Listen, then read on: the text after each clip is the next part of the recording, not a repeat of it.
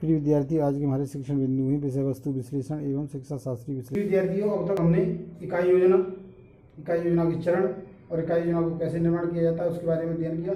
हमारी जो अगली कड़ी है उसमें हम देखेंगे विषय वस्तु विश्लेषण तथा शिक्षा शास्त्रीय विश्लेषण। यानी विषय वस्तु विश्लेषण और शिक्षा शास्त्रीय विश्लेषण क्या होता है और इन दोनों की तुलनाएं भी करेंगे, यानी इन दोनों में क्या अंतर है। तो सबसे पहले जानते हैं विषय वस्तु विश्लेषण अर्थात कंटेंट एनालिसिस।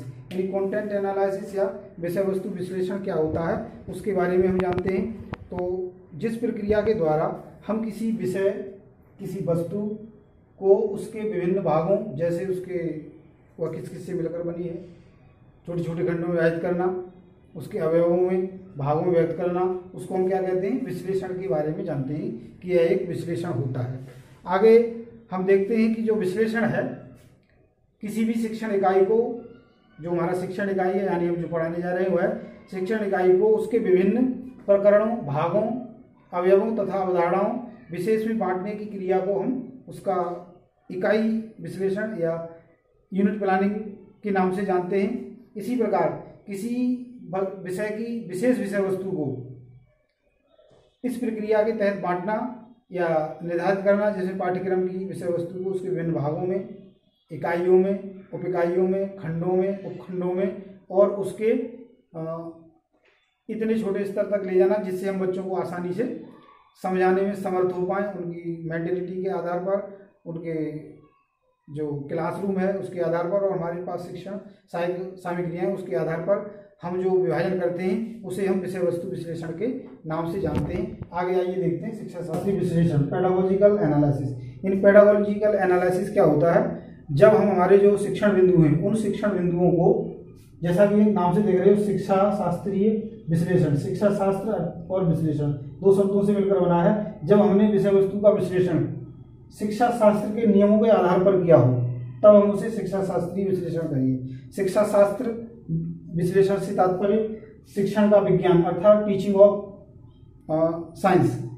शिक्षा शास्त्र के आधार पर जब हम किसी विषय वस्तु को उसकी इकाइयों में, उप इकाइयों में, खंडों में, उपखंडों में, उसके जो प्रकरण हैं, प्रकरणों में, उप प्रकरणों में, अवधारणाओं में, उप अवधारणाओं में जब विभाजित करते हैं तब हम उसे शिक्षा शास्त्रीय विश्लेषण के नाम से जानते हैं। एक उदाहरण के माध्यम से समझने की कोशिश करेंगे।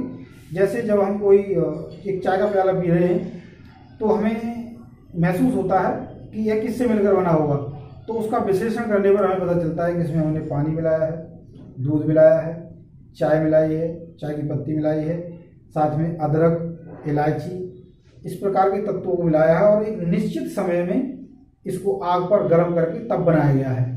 तो हमने उसके अवयवों को जान लिया। उसी प्रकार हमारी जो विषय वस्तु है, हमारा जो शिक्षण कार्यक्रम है, उस शिक्षण कार्यक्रम के अंतर्गत जो टॉपिक्स हमें दिए गए हैं या जो संपूर्ण पाठ्यक्रम दिया गया है उसको हम इकाइयों में, उप इकाइयों में, खंडों में, उपखंडों में, प्रकरणों में, उप प्रकरणों में, साथ में उसके जो कंटेंट हैं और उस कंटेंट को और छोटे छोटे भागों में बांटने की प्रक्रिया को हम शिक्षा शास्त्रीय विश्लेषण के नाम से जानते हैं। आइए अब हम देखते हैं कि विषय वस्तु विश्लेषण और शिक्षा शास्त्रीय विश्लेषण में अंतर क्या है।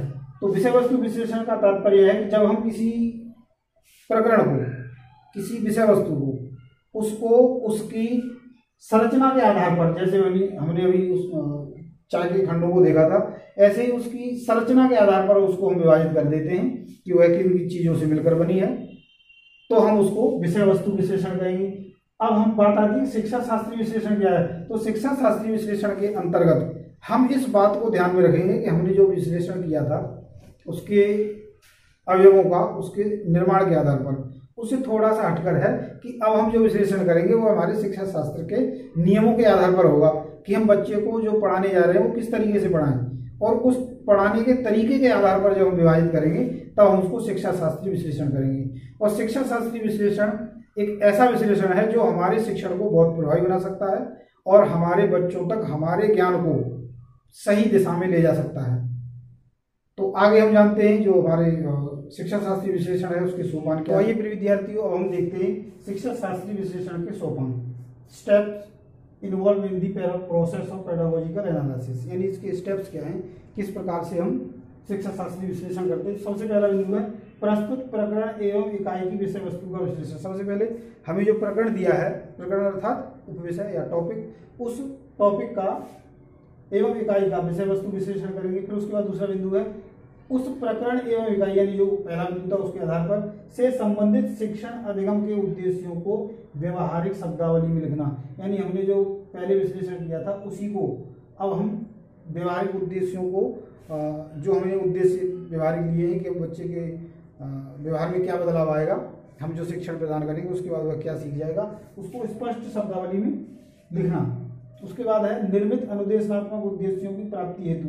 हमने जो अनुदेशनात्मक उद्देश्यों को निर्धारित किया है हमारी शिक्षण सहायक सामग्री और हमारी शिक्षा शास्त्री विश्लेषण विषय वस्तु विश्लेषण के अंतर्गत, उन अनुदेशनात्मक उद्देश्यों की प्राप्ति हेतु शिक्षण विधियों का, प्रविधियों का, क्रियाओं का और शिक्षण सहायक सामग्री का हम चुनाव भी इसी के आधार पर करेंगे।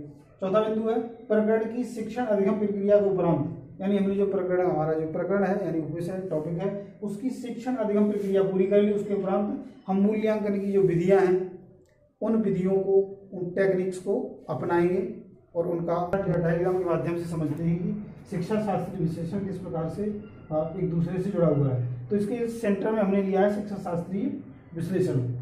इससे उद्देश्यों का निर्माण होगा, इसी के आधार पर हम उद्देश्यों का निर्माण करेंगे और इसी के आधार पर इकाई की विषय वस्तु का विश्लेषण किया जाएगा। यानी जो सबसे पहले इकाई है उसकी विषय वस्तु का विश्लेषण करेंगे, फिर उसके उद्देश्यों का निर्माण करेंगे। उद्देश्यों का निर्माण करने के बाद फिर हम शिक्षण विधियां, प्रविधियां एवं सामग्री का चुनाव करेंगे, फिर हम मूल्यांकन विधियों और तकनीकों का चुनाव करेंगे। इस प्रकार से हमारा ये शिक्षा शास्त्रीय विश्लेषण है वह कंप्लीट होगा।